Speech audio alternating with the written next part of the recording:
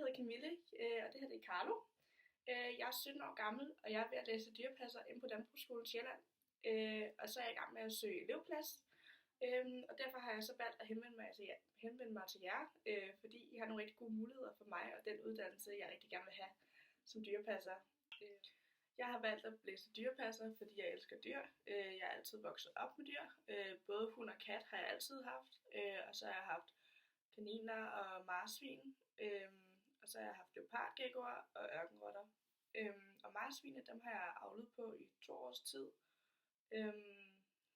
Og så har jeg ude hos min mormor og morfar hjulpet til med at passe de får, de har derude.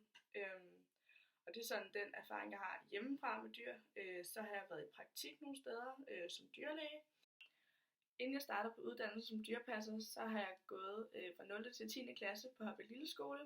Og hele mit 10. klassesår har jeg også arbejdet i Fakta som kassedame.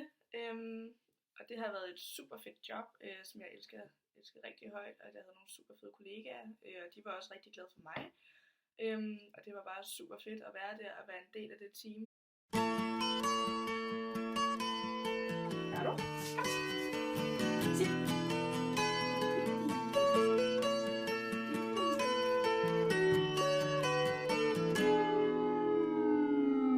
Here comes the sun, here comes the sun, and I say it's alright.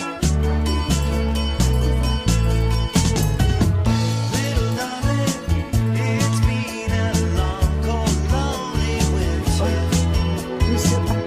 Little darling, it feels like years since it's been here. Here comes the sun. Here comes the sun, and I say it's alright.